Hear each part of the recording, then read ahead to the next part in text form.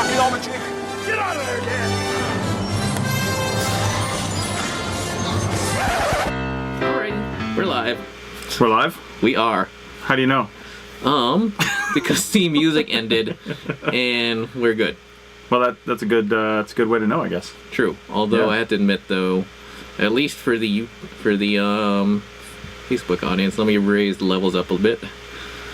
All right, I think we can. Wait, no, not yet. Hang on. Yeah. I mean, we're live, but we always fix everything, and I see a difference there. Yeah. You're seeing behind the scenes right now, and I don't give a shit. But it's cropping it weirdly here on the actual live screen. Like your shoulder's more cut off than it is right there. It's like if we were moving the camera, it could come my way a little bit. Actually, no, that's pretty accurate. Is it? Yeah. So you can look at where it is on my shoulder. Oh, yeah. Well, it's still cut off over here. Like, no, don't worry about it. I mean, it's fine. Yeah. Just don't lean that way or you'll go out of frame. Too late. Yeah. Okay, so I'm going to take these off. Yeah. Alrighty, so welcome to You Call This Archaeology, episode something. 35. Oh my god, I'm so far behind. We've been so good about making this mostly weekly. Yeah. I mean, we've missed like a week or two, but that was for really good reasons. Yeah. Yeah. And we have so much to talk about today. We do. And I actually took 0 notes on what we need to talk about. Yeah, so but I feel like they're just fresh on your mind. They are, but I need to have some bullet points here so I can. So while we're doing this, Richie, what do you want to talk about first? While I'm taking a note here, so I don't forget something. Oh my god. I think the thing I'm excited about the most was not the Apple with the Apple Pencil support, but was I remember predicting on this show that Chrome OS would be coming to Android tablets, or that Android tablets essentially becoming Chrome OS tablets. Yeah. And Acer just introduced the first one. All right then. And it's the same price as the new iPad. So wait a minute. Not being an Android guy. Yeah. You say Android tablet and you say Chrome OS tablet. Yeah. What's the major difference there? Because obviously Chrome OS and Android is a different operating system. Yeah. But what would Chrome OS do to an Android tablet? Make it like a desktop system? Like the Windows Surface Pro? Yes. Okay. Yeah. So you'd be able to run desktop apps on anything that can Chrome upload... OS apps. Well, you'd be able to run desktop Chrome OS apps on anything that you can load the Chrome OS operating system onto. Yeah. And it's infinitely more frequently updated than Android tablets. Yeah. Okay. And the best part about the Acer is the fact that it's got the integrated pen support, and it comes with a pen. Well, there you go. Unlike the iPad. Well, it doesn't come with a pen, but you can buy a pen. I know. Yeah. And you can buy the pen for the iPad for almost any device now. I know. The iPhone 10 Plus will probably come out with pencil support. Yeah. Oh my god, you know what's crazy? I was watching a review on the iPad, the new one, and the dude's like, why do they even have an iPad mini? It's like useless. Like, just like, get rid of it. And I'm like, that's crazy. At least from a using them in the field sort of view. So the person you were hearing said they're useless. Yeah. And this person does what for a living? Reviews tech.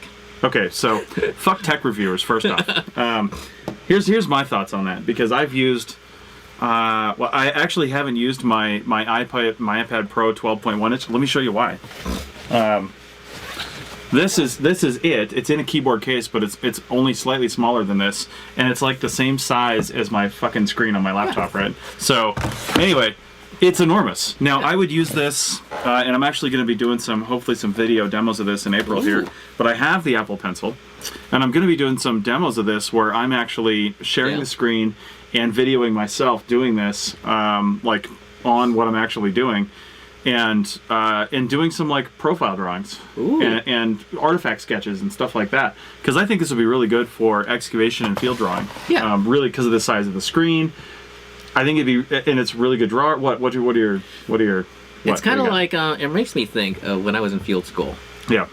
And the dude who taught me how to do excavation brought out like this giant wood board and sat there and was like drawing. It's like, it's fine for when you have a car or like your camp next to the campsite. Well, that's what we're talking about. We're talking about excavation. So on an excavation project, you've got some sort of transport to get you to the site. But I'm thinking that a smaller one, like maybe the standard-sized iPad Pro. You're right, and I think it would be a great device for most people. Yeah. I'm just thinking if you happen to have a 12.1, you can stick that in your backpack just as easy as you can stick the other one in your backpack. I mean, come on, Richie. It doesn't take up that much more space. Yeah, but the weight. It's an extra 2 inches, which we all know really helps out. But that thing is like heavy. It's not that heavy. I'm looking at a single walk to a site. You know, usually an excavation is not that far away. Well, I mean, if it is, there's, you know, four-wheelers, there's trucks, there's all kinds of ways to get there. Double ha. I know. I mean, if your excavation is 5 miles away and you're only digging for 1 hour a day, that's going to be a problem. But if we use the 80-20 rule, 80% of things that are going to happen are going to be happening near transport. I think it's interesting. On the Instagram, you put up the Ruby pipeline. I remember, we were working near the Gatecliff shelter. Yeah. And there was like a, my God, it was like a 2-kilometer walk to the damn site. That's true, and that happens, but it's not the norm. That's my point. True. And if it is the norm, and that extra 5 ounces is too much for you, then take the smaller iPad. Yeah. You know. Well, because I found that, I mean, for me, I mean, I haven't used that one, but for me, the standard size iPad was actually like perfect for like drawing, because you could actually like hold it as you're drawing and move around. If that makes any sense. Sure, but just to let you know, you can do that with this too. Like I've done that. I mean, you have to just try it before you can completely say no to it. You know, the thing is, going back to the lineup, the iPad Mini 4 is probably the best field tablet I've ever used. Yeah. I've used the full-size iPad, the 10-inch one, 9.7, whatever it is. I've used that in the field. Didn't like it. It was too big for text entry. Yeah. I guess it's fine if you're using the on-screen keyboard and you can't use the smaller one and you want to like sit down and type or something like that. If you can get used to that, I mean, whatever your use case is, if you can get used to that, then you can get used to that. But if you can't, and you're using an external keyboard, or you're using the voice, or you're using something, then it really doesn't matter what size of tablet you have. Or alternatively, you can hold it like vertically and then just like use... For sure, which I've done too. It's really all a matter of what you're used to and what you can get used to. Now, that being said, when the Mini goes away, I'm not going to, and when the Minis I have are unsupportable because they're too old, which they're getting there now. Oh, really? Well, they're 3 years old. You know, the newest iPad Mini 4 is 3 years old. Oh, that's true. It came out in 2015. Wow. Now, you could buy a new one now, but that doesn't mean you're buying one that is totally compatible with the most current operating systems. iOS 11.3 just came out, and that's a decimal upgrade, which for Apple is a pretty big deal. Yeah. You know, they'll do 100 place upgrades all year long, but the whole decimal point, 11.3 versus 11.2, lots of new features, lots of new stuff added, big changes. But those old iPads, you can buy a brand new iPad Mini 4 in the store today, and that doesn't mean it's a 2018 iPad Mini 4. Kind of like when you can still buy an iPod Classic. Like, how many years ago did they take that out Right. of the store? They had that in the store for a long time. Yeah. It didn't mean it was new tech. No. So, anyway, I don't want to make it an iPad show, but because plenty of people use Android and things like that, and there's lots of options in that space, which is part of the problem with that space is there's almost too many options. People get confused, and they end up buying a cheap one that doesn't work very well. When you're buying, you have to look at your use case. If you're buying a tablet to simply just enter text in the field, to record sites and enter text and maybe take pictures, then you need a tablet that can be rugged enough to be thrown in your backpack, has a battery that lasts the entire day, unless you're going to bring an external, and then also takes decent pictures. Those are the metrics you need to look at. Well, I was going to say the Chromebook does all that except take pictures, because the Chromebook I was looking at, it goes from a laptop, and then you flip it over, becomes a tablet. It has pen support, and it's I forget the exact IP specification, but it's basically kid-proofed. Well, that would be good. The thing is, if it has a keyboard, it's inherently not dust-proof. Oh, it's supposed to be. Well, it's got some kind of great. It's got IP GATA. It's like 67 or 68. That's waterproof, I think. Yeah. Yeah. It's well, like if that's the case, then. Yeah. You know, go ahead. And it's like and you know, although now that they're introducing, I forgot if we talked about it at the beginning of the show or not, but you know, now that they're introducing Chrome OS tablets, it's like, man, I almost wonder if it's worth it, because I really just wanted it for drawing. Nice. Yeah. You know, I don't know. Again, I don't want to make this an iPad show. We'll see what comes out. Use what you're going to use. Send me a message if you don't know what you should use, and I'll let you know. I wanted to make a quick comment. Josh McDonald joined again. This must be a good night for him, because he joined last Sunday. He's a pilot friend of mine from the formerly the Civil Air Patrol. Josh, we're not going to talk about airplanes yet again on the You Call This Archaeology show. However, I will tell you that I've decided to sell my DJI Inspire Pro. So if you're interested, give me a message. You'll get a really good price on it. You'll get it for about half that you can get the Inspire Pro 2 for. Ah. Yes. Oh my God. Not to like drag this into unforeseen directions, but I was actually reading an article recently about the Airbus A380 and how it is like the most useless plane that Airbus ever made, and they sunk a bunch of money into it. Nice. You know, the A380 is that double decker that was supposed. Yeah. Yeah, they're just not getting the use out of it, or what? Yeah, well, because Boeing still sells the 747, but no one buys the passenger version. They're making their money off the freight hauling version. Right. And Airbus never saw the use for that, so they never made one. No, there you go. And so the only people who are buying those are the Emirates. Well, the 747's on its way out, too. Yeah. United flew its last one in November. Yeah. Yeah. Well, the last passenger version. Well, yeah, that's what I mean. Yeah, Yeah. yeah. So, Haha. anyway, I got a lot of stuff on my list, but Oh my Richie, God, let's talk about your future as a human. What's going on? Oh, it's almost panic time. Is it really? Yeah. But it's Close. springtime. It's springtime for archaeology. Isn't that That's true. a good time to be? Sort of. Well, Yeah. I guess I should go through the sequence of events because as we've been going through the show, I've been talking about my job, my day job. Yeah. And, like, I've been getting, like, short sleep, like 2 and 3 hours a night, etc., etc. And my whole goal was to quit this job by the time the Society for California Archaeology thing came around, meeting came and went. Which was a few weeks ago. Yeah. And nothing quite yet. Mm-hmm. But the thing is that happened to coincide with essentially, I mean, I'm not going to get into it because people can figure it out, because people will be able to figure out the company when I say this, but they had a death at one of their other facilities, and so essentially it shut down.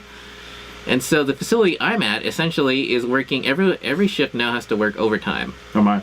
So basically, I am now a 50-hour-a-week person, and when you can't factor in the fact that I'm essentially looking for a new job and doing APN stuff, pretty much means I get no days off. So that one day was really important for me to like sleep in. Well, and it really not that good a pay. I mean, I don't think No. I've asked you what it is, but it's not that high. No, 50 hours a week just isn't worth it. no. Your overtime brings you to like what you should be getting paid. Yes. Well, I mean, especially considering I have to drive my truck out there instead of my car, and it's like Right, which gets like 19 miles to the gallon. no 15. 15 because of your big ass tires. Well, that too, but it's also all the trail armor. Oh yeah, it's totally heavy. But the thing is that I have, like, recently, as in the past 2 weeks, literally everything came to a grinding halt. Like, I realized that, I'm about to be fired anyway. Mm-hmm. I mean, people, I'm not going to say, like, the whole thing, but we're on a point system, and I'm basically right at the edge. Right. So I was about to be fired. I don't have, like, the energy to look for a new job anymore. Right. So something had to go. I either had to, like, dedicate myself to this warehouse job, or I had to, like, get my 2 weeks notice, and I did that yesterday. Well, there you go. I mean, technically, I do have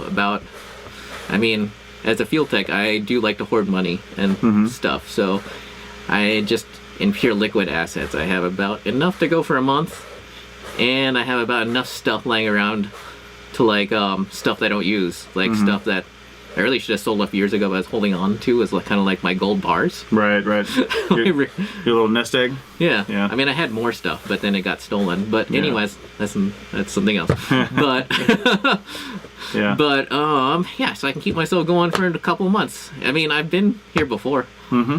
Like, We all have as field techs. Yeah, like God, I forgot, was it 2013 or 14 where literally I had like $50 in the bank and was like a week away from like running out of unemployment. Yeah. And then, our mutual friend Greg threw me a lifeline. Well, that's one good thing is you do have a stock of unemployment. However, if you quit of your own accord, I know. yeah, not so good. I know. Maybe I'll have to fire you, Ooh. and you can take unemployment. Oh, that's true. Yeah. I mean, it doesn't really cost me anything, but it gets weird. Does? Yeah, it does get weird. Because you haven't worked for me that much in the last, like, year. That's true. Enough to really build up the stores, But you'd be drawing from your unemployment pool that you've been putting into from your other jobs. So it wouldn't just be me. True, but I also didn't want to take unemployment. Yeah, well, sure. You want to really save that for when you absolutely need it, too. Plus, the reason why this coincides is because last week I got an inquiry from one company. They're like, hey, send me your resume. I'm not going to say who. Yeah. We talked about it upstairs. We're not going to say who. Yeah, I mean, when a company calls you and says, send us your resume, it means good things. Yeah. And I also have an interview Wednesday. Nice. Yeah, and it's, with a non-archaeology company. Yeah, and it's also, it's actually down the street, and I'm like, thank God. Yeah, that's not too far. No. Yeah. And I'm probably going to send out another resume tonight, and there's like, another company. In the meantime, if you know of anybody who needs, like if you've seen around the web, or maybe you're working for somebody that needs to increase their digital presence online from a marketing standpoint, or their website is a total piece of shit, talk to Richie, because he's been doing a lot of great training. He's been a lot of awesome stuff for the APN, and just really learning how to do all this stuff. Oh my God, I was listening to the Jordan Harbinger show today. Yeah. And someone from the Philippines, he shouted out the person who was doing his digital social media stuff. Nice. They were like from the Philippines, and they were in the same position I was, and they offered to do it for him for free. So I gave them a shout out on that show. Nice. Which is like, God damn it! I wish I had known that. I would have done that. I was thinking when I was doing some driving this week. It was about 3 or 4 years ago that we got Jordan Harbinger on the. I remember that. Yeah, from the Art of Charm and the Art of Charm podcast on formerly, but at the time that's what he was on. We got him on the CRM Archaeology podcast to talk about, basically hustling as a CRM arc and networking and stuff like that, because those are his strengths. And then a couple months later, I contacted him back, and he had no recollection of even doing that interview, which was funny. And we really didn't make an impression on him apparently. I mean, how many archaeology shows has he interviewed on, right? And he still didn't remember, but he's a busy guy. I'll give him that. However, I was talking to him about doing some really interactive ads on the APN, and we put him on a couple different shows. And we charged him, I think, $100 a month, and he did 6 months worth of ads, so he sent me $600 for that. Really? Yeah, but the thing is, I didn't know anything about advertising, and he knows everything about advertising. So I was trying to charge him way more than that. Like, I was like, oh, he's got all this money, we'll bring him on here. Then he told me a little thing about CPM and listeners, and he was quizzing me on that, and he's like, dude, I'm not going to pay you that because that's not how this works, but I'll pay you this. And I was like, ooh, okay, I'll take it because that. And he's like, yeah, I'm gonna buy 6 months too, because if I can lock in this rate, I'll get in early just in case you get big. And if I had been caught up on his shows and known what happened with his Art of Charm show, and that he had to leave there basically and start fresh with the Jordan Harbinger show, I should have just sent him a message right off the bat and said, Jordan, I'll give you $50 to advertise on your show because I want to get in early while you're small. Oh, you should! Oh my God, you should have done that. I probably still can. Maybe, but they're probably already up to 10,000 downloads a month. An episode. Well, hell, I'd subscribe right away. I know, and I subscribed right away when you told me about it because I was behind on listening. Yeah. So I'm only about 2 or 3 weeks behind now, but. It's so weird listening, because I still accidentally have the Art of Charm subscribed, and it's like, man. Oh, I still listen to it. Yeah, I'm probably gonna stop because it's not what I want anymore. No, I like the interviews. Yeah, they're not doing interviews. No, they're just doing They're all like toolbox episodes. Yeah, which are okay, but it's just these two guys saying, "Hey, this is what we think about shit," and I'm really not into that. No. Yeah. It's almost like this show. Yeah, well, two guys telling you how to live your life. Yeah. Basically, this is an example of what not to do. Yeah. All right. Well, let's keep going. Well, I was gonna say, I feel like you have a lot on your mind. I might be wrong. I do. Do you have announcements? No. Well, I have some. Let me talk real quick. About some APN stuff, in case anybody was watching the replay on this, because I'm not sure anybody who's currently watching this cares or gives a shit. But there's been a lot of talk on social media, and not really the Facebook page, really more on Twitter, about some things going on with the APN and some former podcasts on here. And the biggest thing I want to clear up is that, we're not making any money. That's not a plea for more subscribers or anything. No. We will make money. I have every confidence that this will be a profitable endeavor. We'll have a staff. We'll have our own studio. Ooh. We'll have things going on. I have every confidence that that's going to happen. Everyone who's stuck through with this level of production, it's taken them 3, 5, 6, 7 years before they're to the point where they can say that. Yeah. And we're only 3 years in. So I think that we have a ways to go. Yeah. But I think that it's steadily growing and it's going to be good. But right now, we're bringing in a little over $300 a month from membership. We're not doing any advertising. We're bringing in maybe $100 total so far from the TeePublic store in a couple months, which is pretty good. Wait, really? Well, that's partly because I bought a bunch of stuff to bring to the conference, and that counts. But we have sold a number of items. It's been kind of surprising. I remember that. Yeah. We've sold a number of things, which is great. And Eom Campos says, I care. Geez, got here late. Thanks. Appreciate it. Anyway, it's really crazy. And the thing is, when we started 3.5 years ago, it was really just, I started with my co-founder Tristan Boyle, brought in my show, brought in his show, and then we immediately brought in, we spun off from the CRM Archaeology podcast, the Archaeotech podcast, because a couple hosts brought that in. Sarah Head wanted to do, or Sarah Zander wanted to do, the Archaeological Fantasy show, kind of based on her blog a little bit. So I helped her get Ken Fader and eventually Jeb Card on as co-hosts, which are experts in the field and amazing people. And Sarah is too, and the show's really great. So we brought that in really early on. But the thing is, we just started kicking everything off with no official paperwork whatsoever. No lawyers. We didn't have any money. There was just like, hey, let's do some podcasts and do them well. But I've always treated it from the get-go as a network, like a TV network, like a radio network. Like I really concern myself with quality, with making the shows better. I give the hosts pointers when I can, when it's something I know about.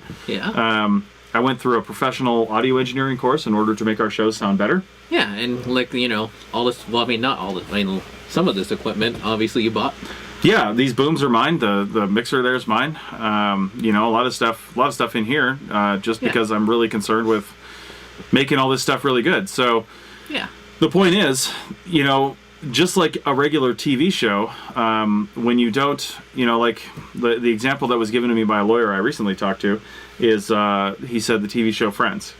NBC owns the TV show Friends. NBC didn't create the TV show Friends. No. Producers did. Producers brought the idea to them, pitched it to them, and sold it to NBC.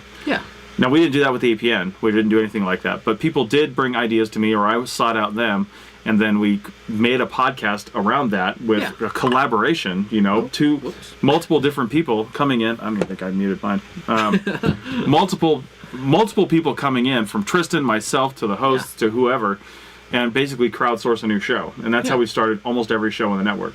And especially some of the later ones. And that's how we've done it. And so from that standpoint, going back to the Friends example, if NBC had wanted to, it probably would have been a dick move. But if they wanted to, they could have gotten rid of any one of the 6 main characters and slotted in anybody else, because it's their prerogative. They own the show. And even though they were the ones on screen, they were the ones saying the words, they were the ones doing the things, it didn't mean it was their show. They were the talent behind it, for sure. And maybe the show would have failed had they not been on there. I think a better example actually might be like the nightly news. Sure, the nightly news keeps on going, whether or not whether or not what's his name's on there or not. I mean, Walter, Brian Williams. Walter Cronkite, he didn't take the news with him when he left, when he retired. He really didn't. It's a show that has been on for 50 years. Plus, and it's just been there. And that's how I see a lot of the shows in the Archaeology Podcast Network. I want there to always be a CRM Archaeology Podcast. I don't think I'll always host it. I like hosting it, but in 5-10 years, maybe I'll have moved on and we bring in some fresh blood.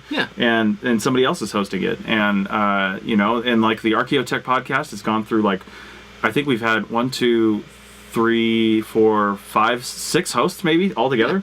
We've had a lot of different people on there. Hell, you were a temporary co-host for a while till we found somebody, that could do it permanently. But I remember years ago when the PBS News Hour is the McNeil Lair News Hour.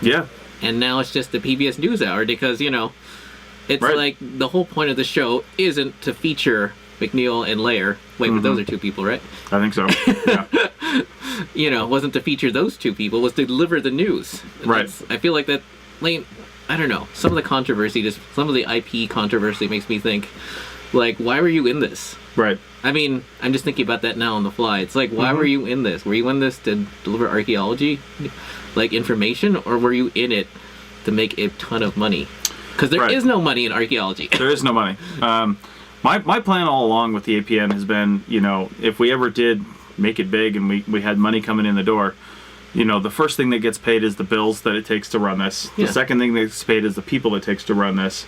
And that includes the hosts. And then, of course, upgrading everybody's equipment and things like that. And at some point along the way, as the money came in, there was going to be a lawyer involved to really make everything official and legal, right? Well, now that I have to jump the gun, I have to bring in a lawyer now just to make sure we have everything secure going forward, everything secure with our host going forward, because some people have created that situation and demanded it. So, Eom here, I don't know how to pronounce that. Crushing my dreams, guys. I need to make a living here because we told there's no money in archaeology. But there is passion in archaeology, and if you have that, you'll get your bills paid. Trust me. But anyway. But I always viewed the APN as like NPR. Yeah. Whereas I feel like some of the hosts who have left, thought of it more as I don't know what you'd think of it as. Mm-hmm. Like a money making venture. It's like when I was in when I was getting PCS going, which is now Team Black, which I'm going to talk about in a little bit. Yeah. Some of the people in there, which is why we couldn't get anywhere, we're just looking at it as a future cash cow, but we're just expecting it to pay out immediately and not do any work to make that actually happen. It takes a lot of work to make things make money, whether you're running a company or doing whatever, whether you're just working at a fucking grocery store. I don't care. It takes a lot of work to make money. Yeah. You're not just going to get it falling into your lap. Now, if you manage to create something that's never been seen before and everybody wants it, that's a 1 in a million shot. True. Everybody else has to work for it. That's true. We're not handed everything. I'm waiting for some sort of privilege to come down the way so I can actually get some money into the door here. But I don't want to go down that road and make too many jokes about that. But I'll tell you what. There's nobody's handing me money to do this. Nobody's handing us free anything to say, here, go make amazing things. It's a lot of hard work and it's a lot of sacrifice. So you're telling me. I know. So anyway, there's going to be some changes to some of the shows. We're hoping to keep some of the feeds alive and find people to fill up those to maintain that audience and keep things going. But some of the shows are going to go out on their own, and some of the shows may change, and we're going when we have new shows coming in. So we have a zoo archaeology show spinning up right now. We have some other stuff that I want to do. I've been talking to a friend who was on this show back in the fall sometime. Yeah, I remember that. He goes by Brian the Comic on Facebook. Go find him. And I'm going to talk about him. We want to do a live show, a live science show, and I came up with. We've come up with a lot of titles that we're going to throw away, and we'll probably throw this one away, but it's the most recent one I came up with. Yeah. It's Indiana Jones and the Temple of Fun. Totally lame. Probably not going to go with it, but I had to say it out loud. Anyway, so that's what we're doing, and we're going to come together with. I'm hoping to start a live show with him where we get this sort of science variety show going, and really make it a fun event. Like Richie and I are doing here, but a little more focused on like current events and news and stuff like that, and just have a good time with it. And then we want to take it live in this room behind me here is probably where we're going to first do it live, and then we're going to bring it on the road here in Reno probably. And I wouldn't mind spinning up other similar events in other cities around the world. So you already have you already have the logo, don't you? I have a couple things, but I don't know if I'll stick with that. Oh, all right. I don't know if I really. That was when I was calling it like Science : Live or Archaeology : Live. I don't know if I want to stick with that. I don't really like the logo. I like it as a concept, but I like somebody who's actually a graphic artist to do something with it. Anyway, that's all coming down the line. And at the Northwest Anthropological Conference this last weekend, Bill White, who's a co-host of the CRM Archaeology podcast and a newly minted professor at Berkeley. How's he like it? He likes the teaching, but he lives in Northern California now. He's from Boise originally, lived in Tucson for a long time, and is you could ask Bill how he likes it. Just put it that way. Anyway, we came up with an idea, and it was born out of, we were sitting in a brewery in Boise drinking beer, and we were like, man, Payette Brewing. Kind of a big one, apparently. Oh. But anyway, or Payette, I think is how it's pronounced. Oh, God, that's actually the way you pronounce it. Yeah, Payette. Yeah, because one of the beers somebody had was called Pay It Forward. Yeah, because when you said Payette, I'm like, thinking Pam? Not Payette. No, not Pam. And Kimberly Martin here, so we can't all be Indiana Jones. Speak for yourself, Kimberly. We can, actually. No. Anyway, she also says, what were your most memorable finds and digs? Let's answer that in a second. I want to finish this discussion of the new show we came up with. Like TV show, which could be a field school. And I'll tell you how that could fit both bills. So we came up with this thing that was born out of the desire to have some scotch in the moment, and they only have beer at that place. Yeah. We're like, man, a really good scotch would be great right now. We all thought that. And so I was talking about going to Scotland and how You know, and this idea started flowing through my head, and then the three of us that were standing there kind of brought it out. Basically, Scotland has a law that's called the right to cross or something like that, or the right to walk or something like that, and you can actually, as long as you're not camping, destroying, or doing anything, you can go through people's gates and across their property and land legally across the entire country of Scotland without asking permission. Wow. So we came up with an idea. Well, the original idea was called transecting Scotland. Basically, you get people to walk in a transect, like a pipeline, straight across the island, the country of Scotland, straight across, and then whatever you come across, whether it's castles, people's land, you know, distilleries, you know, whatever the case may be, you record it in the sense that you're talking about it, you're learning about it, you're talking to the people, you're learning history. Ooh. And you could do that as a field school and come across with people in different chunks of time. Or you could film it as a TV show. So then we thought, well, transecting Scotland we could do. Of course, it was all alcohol-based at the time because it was Thursday night and we were at the bar. But transecting Napa, you know, transecting Tuscany, transecting whatever, and just run a straight line across something and see what you get in a cross-section of a region. Oh, wait a second. You wouldn't even necessarily need to do that. That would just be a good name for an archaeology-themed travel show. Well, yeah, that's what I'm talking about. Yeah. So, but I like you need some kind of hook. You can't just go to places. I mean, you can. I was contacted by a producer again last week that wants somebody to just go to places and talk about them. See? But you need a hook. No, you know? Look at Anthony Bourdain. Well, and that was actually the example they had in their thing. They're like, think about Anthony Bourdain, but for archaeology. See? It's exactly what they said in the email. It's funny you say that. But his thing with food makes sense. But like street archaeology doesn't make any sense. Street history and heritage and talking to people and culture, that does kind of make sense. It would be more of a cultural anthropology show. But my thinking is people think that archaeology is... it happens in touristy places. We know as field archaeologists, especially ones in the Great Basin here, that you can be seemingly in the middle of freaking nowhere, miles from the truck, and boom, there's a site that no one else is ever going to see because they're not out where we're at. I forgot if I talked about it in this show, but one of my buddies, she was visiting the Reagan Library. Yeah. She was walking across the parking lot. I think it was like one of the outer parking lots. And she found, I think, a biface. Nice, nice. Oh, but... You know, speaking of which, we probably should get to her before she leaves. Yes, what were your most memorable finds / digs? Do you want to go first? Oh, yeah. I don't know. God, I've never found... Well, I mean, I guess I do have a dig story, but I think my favorite story, the one I always tell people, my favorite thing I ever found, was we were doing a survey, and it was a very warm day, and we parked near the base of a Jeep trail, and we obviously did the square thing, you know. You'd have to picture it. But basically, you know, we just ended up back to the truck. And as we're walking down to the truck, someone kicks over what they think is a kind of like a foam lid in the ground. It was covering a cooler that someone had buried under the ground, and it was full of PBR. Oh, Jesus. Nice. And it was like 20 or 30-year-old PBR. We don't know how old it was. And we drank. Of course we did. And it was cool. It was like literally cool and like, you know, metaphorically cool. Nice. Because, you know, they buried it in the ground to keep it cool. Yeah, yeah. So we drank it. That's hilarious. And we took all of it. Yeah, that's funny. And it was at the base of a Jeep trail. So obviously someone had buried it there intending to come back and grab it. But that was like, well, shit. Right. If they haven't come back by now, they're not coming back. Nice, nice. But the coolest find when I was digging was on the other side of the hill, Sonora, California. We were excavating a bomb shelter for a highway overpass that was going to be built over the area. Nice. And the area was originally a bomb shelter, which was the stupidest idea in the entire world because the land they chose is below the water table. Yeah. Below the water table. Yeah. So every day we got there, and we actually had to bring in a actual pump to get the water out of all the damn trenches. Wow. Yeah. But anyway, what I found was a gold wedding band. Oh, nice. Yeah.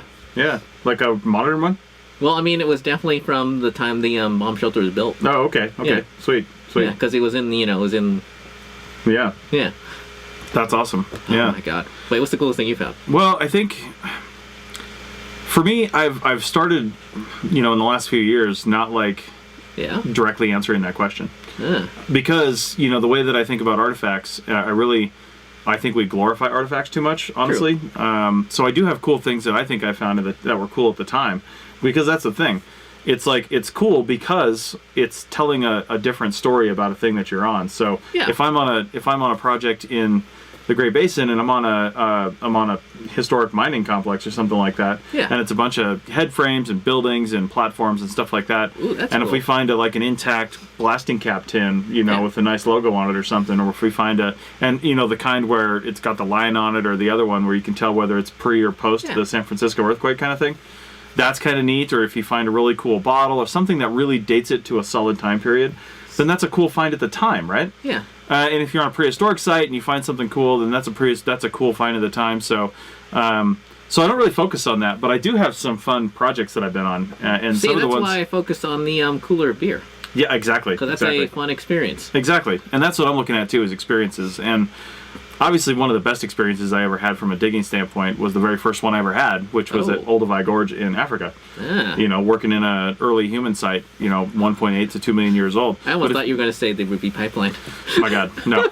Well, see, and that's the thing too.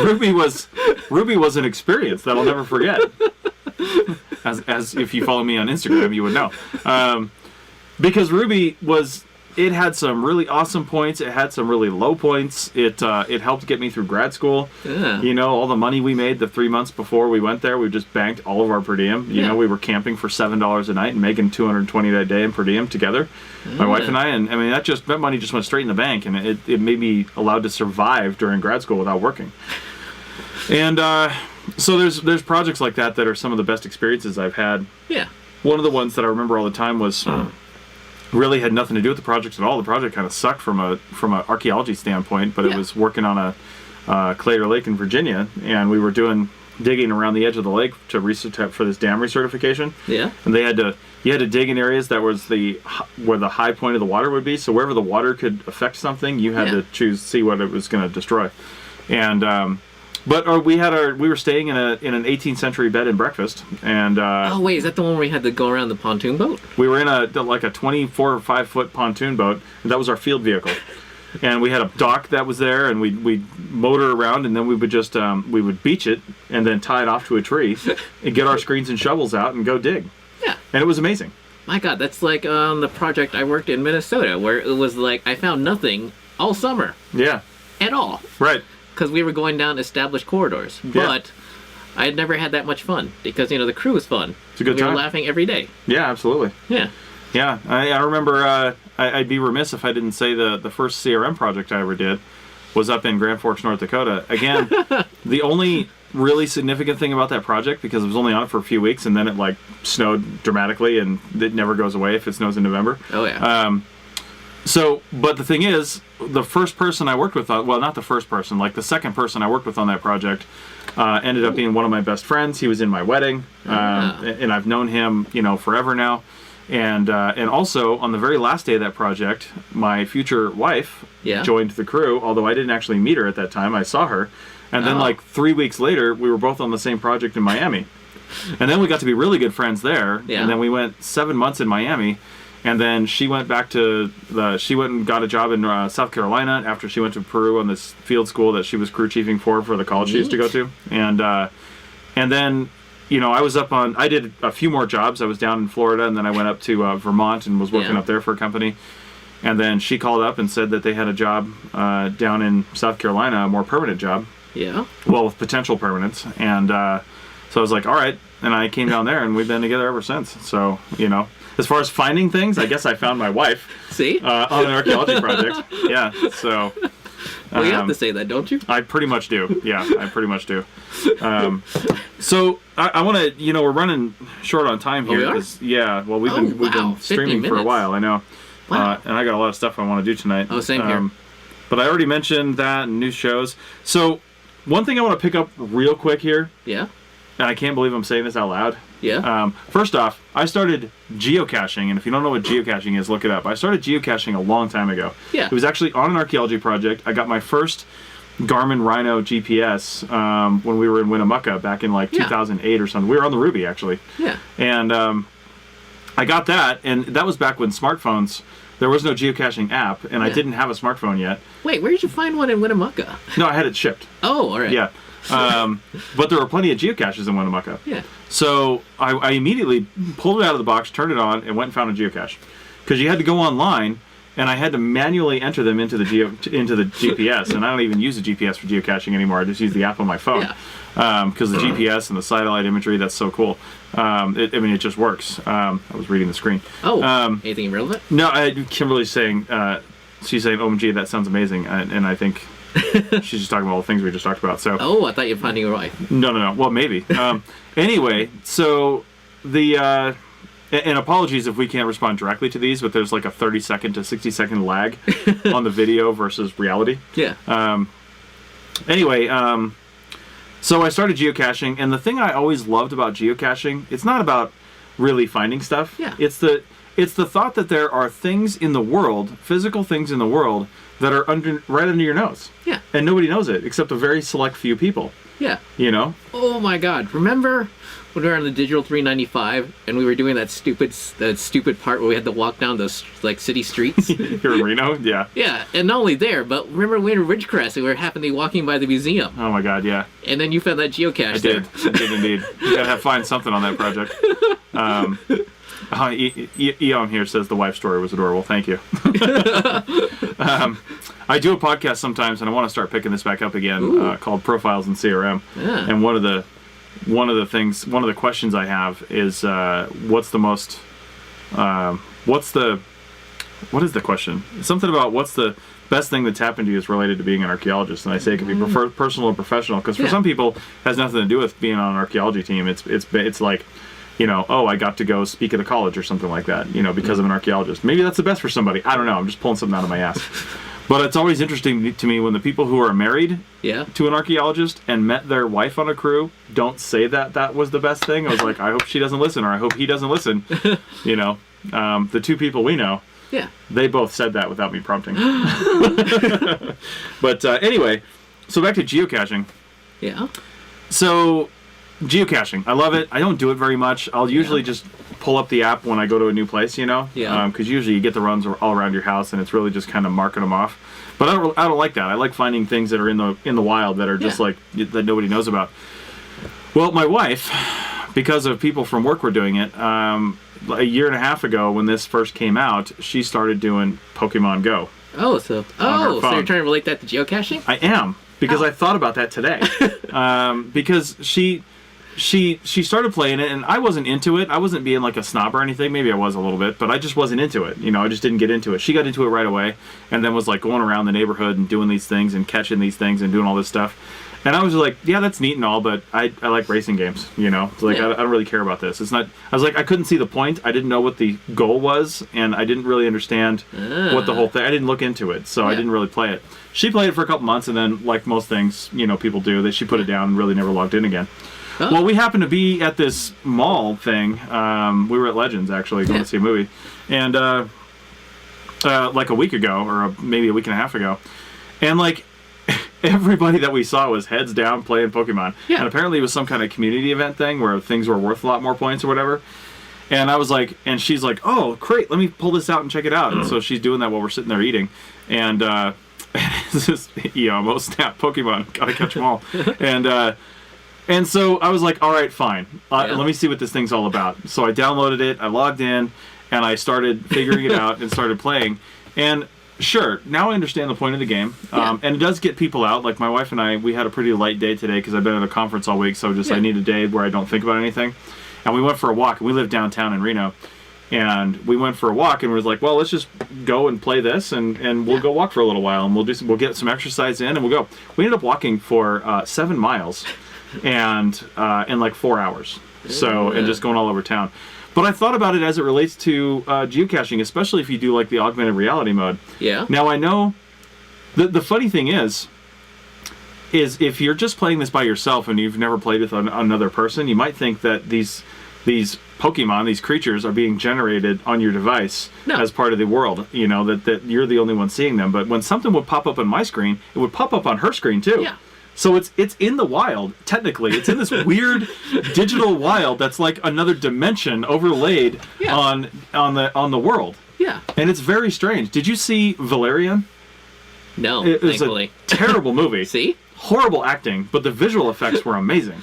And Yeah. in one of these cases, they went to this like walled desert, and you had to put on this thing, and it allows you to see this like fifth dimensional. Yeah. It's not really a fifth dimension, but it allows you to see this multi-dimensional like shopping mall basically that had like 1 billion stores or something in it. Yeah. But people were just walking around in the desert, and they were milling around, and they had these things on, but in reality they were inside this other dimension, and that's what they could see. Oh my gosh, just like Ready Player One. Exactly. Yeah, it's really kind of like a virtual reality sort of thing, and that's what it made me think about when we were looking at it. I was like, man, these things are just like in this weird, like if you really start to think about it, your head could start to break a little bit. Like right now in this room, if somebody were going crazy and they were, say, on drugs and they played Pokemon a lot, they'd be like, man, I just don't have the viewer. My phone, I don't have the viewer here, but these things are all around me and I know it. They're like in a weird dimension all around me, and I need this viewer to see them and catch them. I was like, oh my god. So I'm done geeking out on that, but I just had to say that little thing. I'll probably do like everybody else does and play for a little while, and although I did kind of go crazy with it, especially since I've been traveling. And I went from level 1, March 25th is when I started, so like 7 days ago. And I'm level 21 now. So that was pretty fast. By the way, I was thinking, you just looked at your Apple Watch. Yeah. And I've been noticing, I am the only person I know who has a watch. Not too many people do.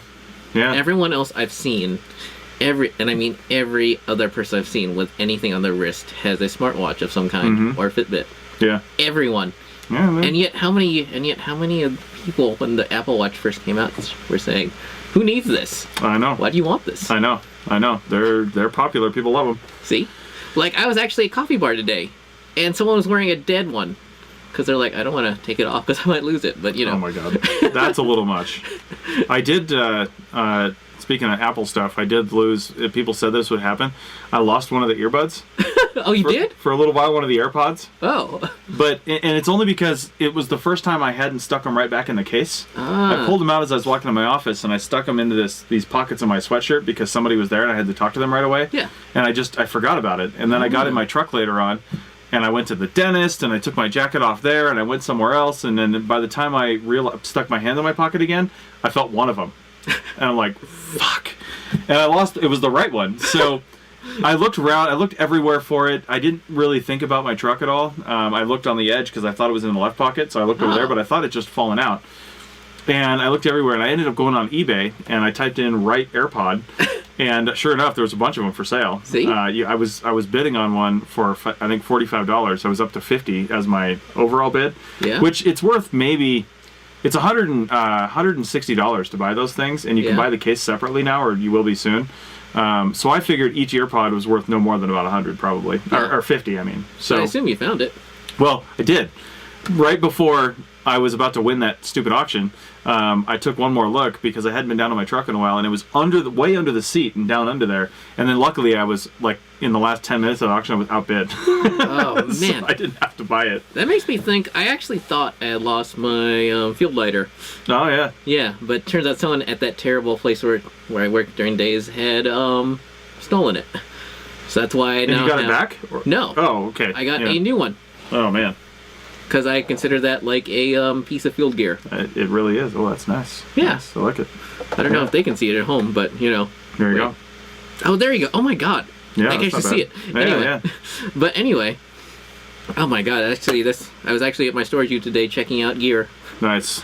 Just in case. For field work? Yeah, just in case. Nice. I don't know. I mean, god damn it. Something's gotta happen. It better happen. Eon Campos here is saying those things are meant to be lost. Shake my head. SMH. I think he means field lighters. They're meant to be lost. Richie doesn't lose stuff like that. No. Like, Yeah. oh god, was it last year I lost my first, no, it was the year before. I lost my first field pencil ever.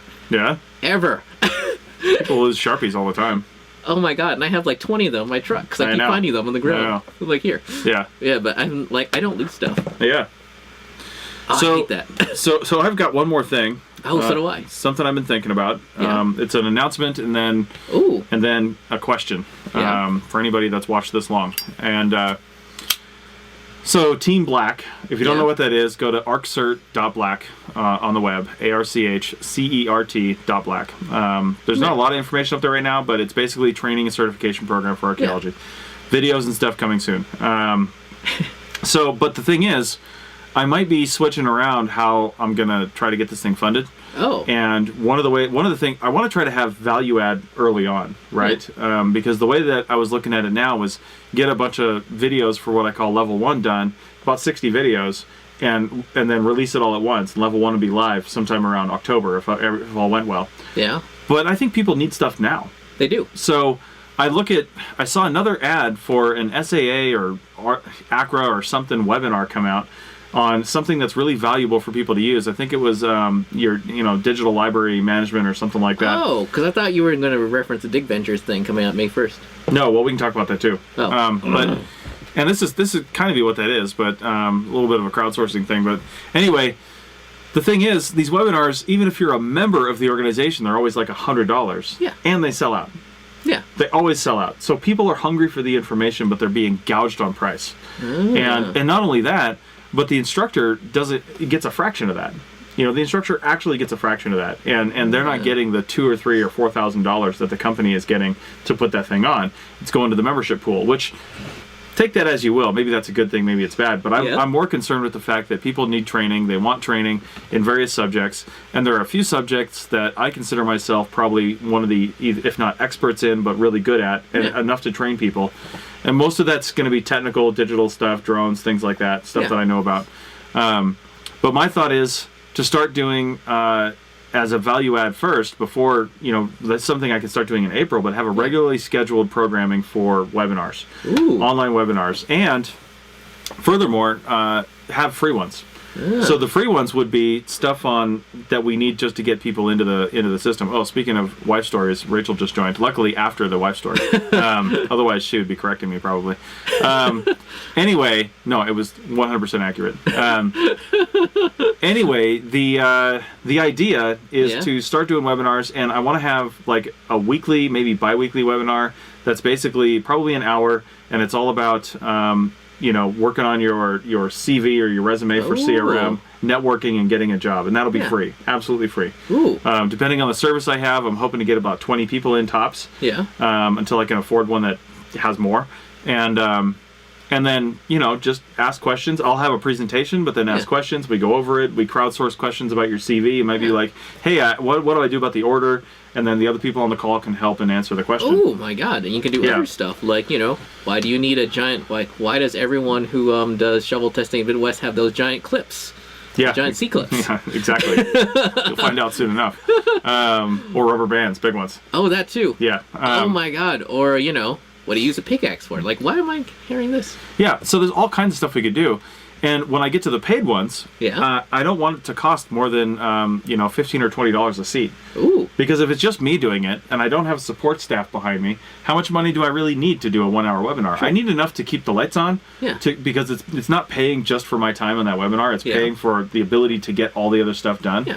Because I can write most of the level 1 scripts, but I'm not going to put them out, and I'm not going to film them, and I'm not going to have anything done to them until other people have a chance to basically peer review them. And that is going to cost some money because nobody does anything for free. So, oh my God. Or, I was just thinking, God, I was telling someone this story the other day. I first got on the pipeline, and, I'm straight from field school. I mean, I had never done any excavation, and my field school instructor did not believe in using anything. He actually excavated an entire wall of a palace, of an Inca palace, using nothing but a trowel. Yeah.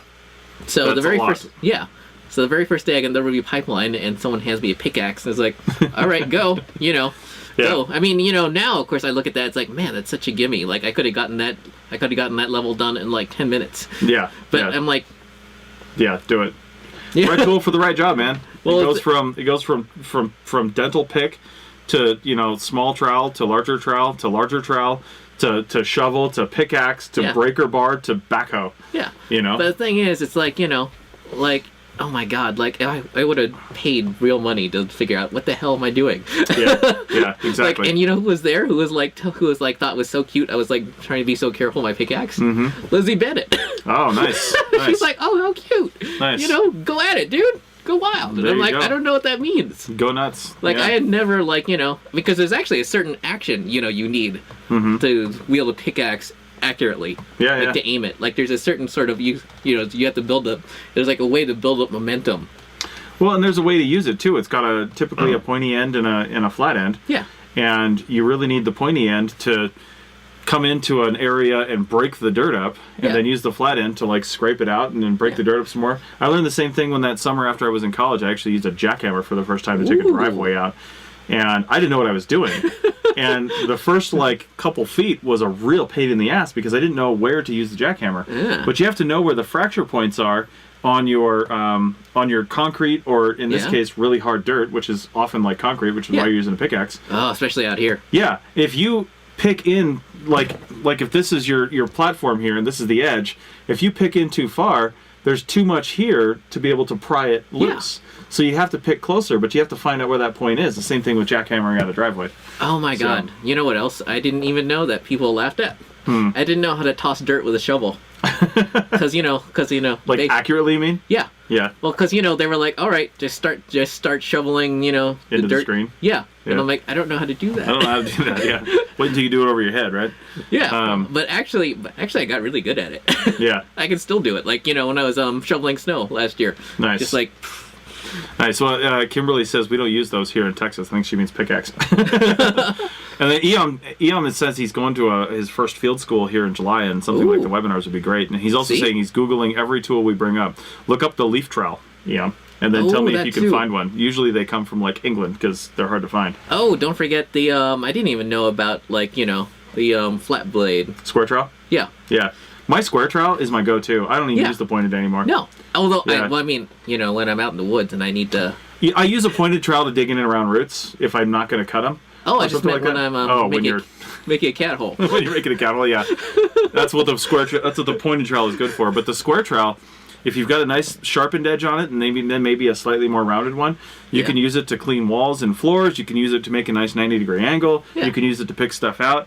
I don't like stopping working to grab another tool. No. So I'll use one tool as much as I possibly can, Yeah. which means you bring it down to the most inefficient tool. So I'll use the shovel as long as I possibly can. Oh, yeah. And then go to the trowel. But it'll be the square trowel, and then I'll go to the pointed trowel if I have to. Like, I've still got my my shovel, that the actual name, even though it's been discontinued, it's called the excavator. Nice. And that thing, like, started out like this, and now it's like that, just Yeah. from, like, all the times I sharpened it. Right. That's that's like another thing they don't teach you, how to sharpen your damn shovel, because you definitely need to if you're going to make a neat cap. I know. And how many people even know what a cap is? Well, that's what we'll talk about. Ooh. So I'll say, check out the Team Black Facebook page. I'll have events over there for the webinars, so you can sign up.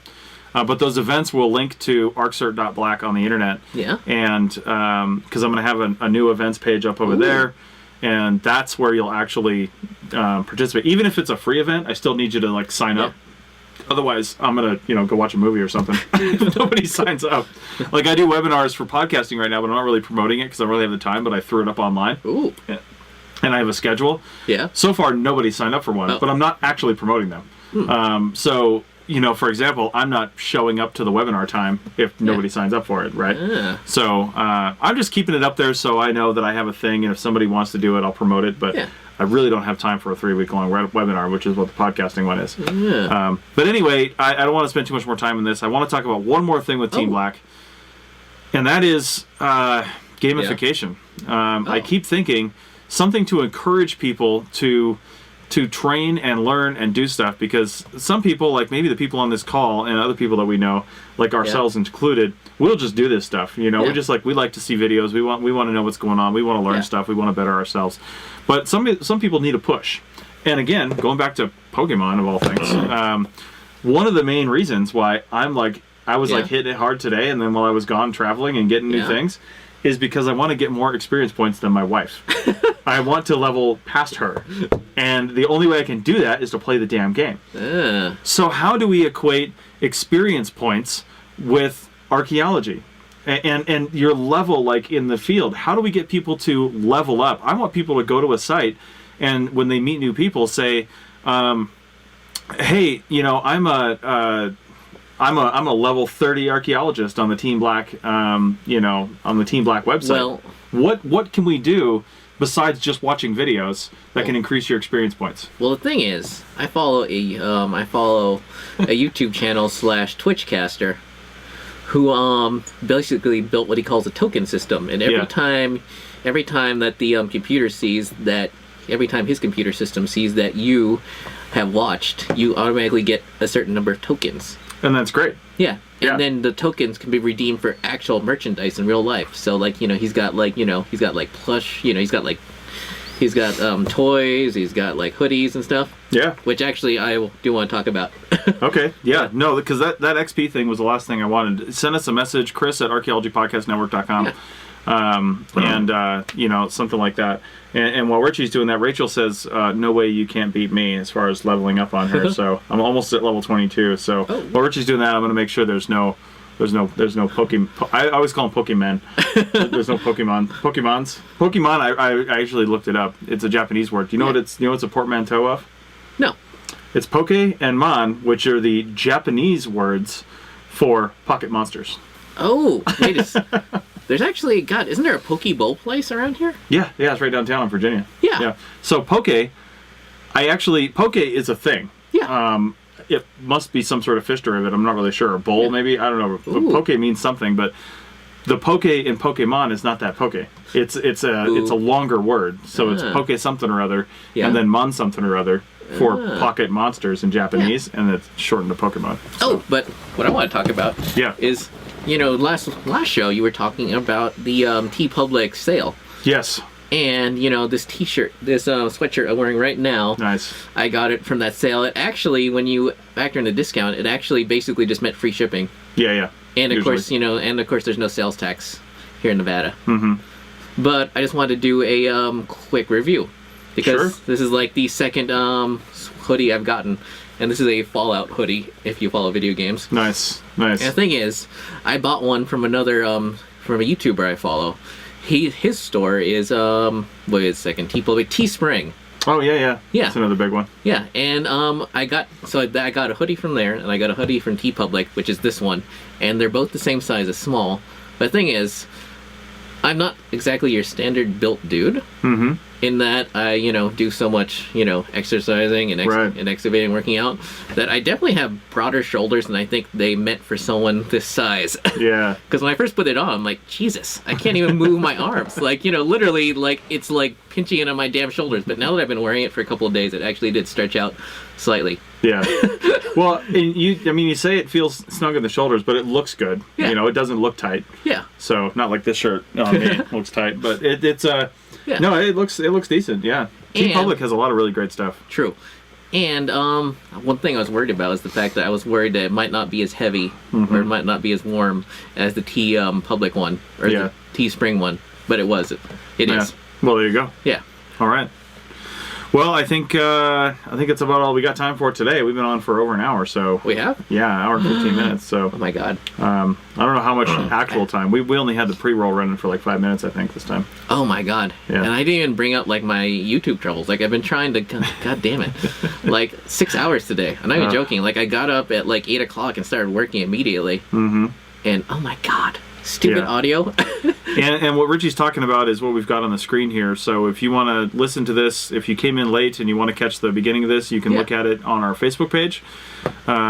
After a little ways after it's done, Facebook does some post-processing on it, and then it's available to just watch. Yeah. And feel free to leave comments real time, because we'll see those time-stamped where they're supposed to be. Yeah.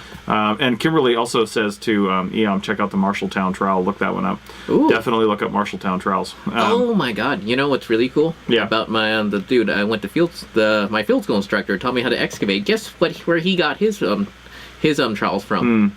And he was in Peru, and they were selling them outside like this graveyard. Wow. Yeah, they're like handmade out of like tool steel. And they were like much heavy dutier and way better than any Marshalltown. Like it made Marshalltown feel like a toy. Wow. Yeah. But outside of a graveyard, it's like, here's the tools, go loot. Yeah. But he's like, he felt bad about it, but it's also like, man, these are really good. I'm going to buy them anyway. Yeah. And they were like $10 or something. Yeah. Well, and Jacob Arns in here says, bummer, I missed most of it. Like I said, if you just missed me saying that, don't worry about it.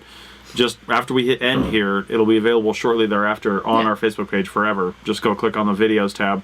Although it'll probably be pretty high in the list at this point in the feed. So you can just watch it again.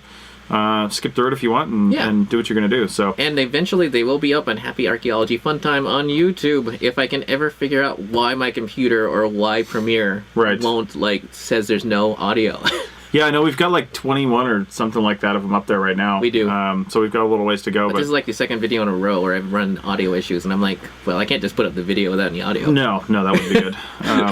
So check that out. If you're, for some reason, having troubles finding Richie's channel on YouTube, you can go to arcpodnet.com. Yeah. Click on the logo for this show down on the scroll down a little ways. That will take you to our page, which links to Richie's YouTube videos. Yeah. So we get to kill two birds with one stone there, which is pretty great. Oh, neat. What's that? Somebody's messaging me an Easter thing. Anyway, it is Easter, isn't it? It is. Apparently, it is. So and April Fool's Day. I know. Tell me also if anybody made any resurrection buns. Do you know what that is? Oh. No. So I'm not like a religious person, but I know the story of Easter. Like, Jesus was buried in a cave. 3 days later, the rock was moved or something. They opened it up and he was gone, right? Yeah. You're like, oh, he's risen, blah, blah, blah. The original April Fool's joke. Right? Yeah, he's like, ha ha. But anyway, I was doing some research on something for some reason, I can't remember what it was, but I found out there's actually like, and it's not like sacrilegious, like religious people do this to serve on Easter, but they call them resurrection buns or resurrection rolls. Basically, it involves taking some sort of pastry. There's multiple versions of this. Yeah. You put like a cheese inside, like a soft cheese inside it, like a brie or something. Yeah. And then when you bake it, that brie basically melts into nothing. It melts into the roll. So then when you actually eat the roll, there's a big hollow in there. So you start with cheese in there, like Jesus in a cave. And then when you go to open it, it's empty. Oh my God! They call it resurrection buns. Although this is Kimberly. Although this isn't funny, it makes me think of a recipe I really wanted to try, where it's like basically a steak inside a baked potato. Oh yeah. I always wanted to try that because it's in one of my classic recipe books. Yep. I can't help it. I know. So Alrighty. All right. Well, let's get out of here. So. Because Rachel's texting me on the back end here. Oh, so and I've definitely got to. Oh my God, it's like almost my bedtime. I know, right? Gotta get up early. Hey, 2 weeks to go. I know. Or earlier if you just say screw you guys. You know what you need to do? Yeah. If you get the archaeology job. Yeah. Or even the other job. Yeah. You need to just let your points build up. Then they'll fire you. Then you could collect unemployment if you had to. I know. I feel like, oh man, I was actually debating that. Just get fired on your last day. Oh, that too. Yeah, just build up the points. Well, I mean, the points are already built up. Like, literally, if I'm late... Like the last point. Yeah. Well, because if I'm late one more time... Yeah. And at the rate I'm going, that might happen.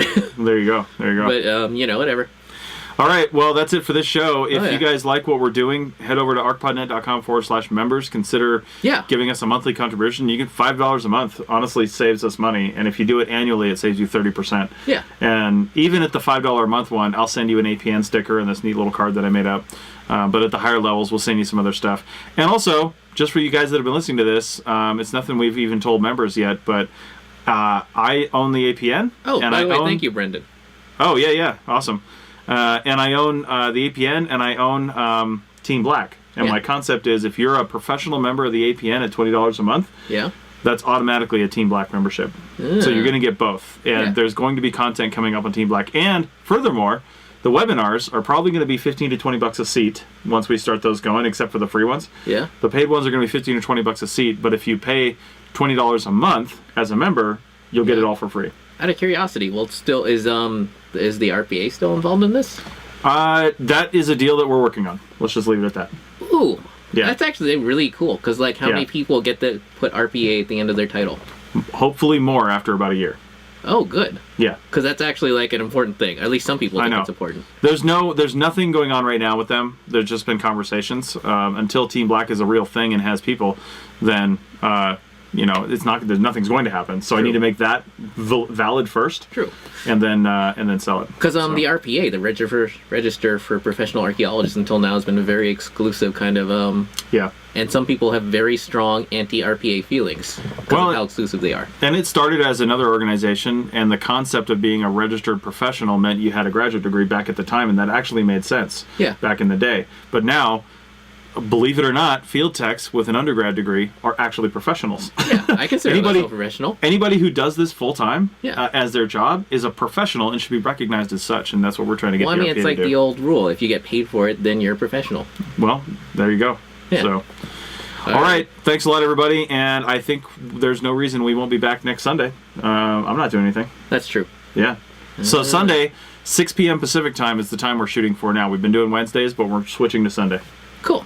Outstanding. See you later. Yeah. We're going to go check on Richie's print. Oh God, I was gonna say that too. Oh my God. Oh no, hang on. There. There you go. All right.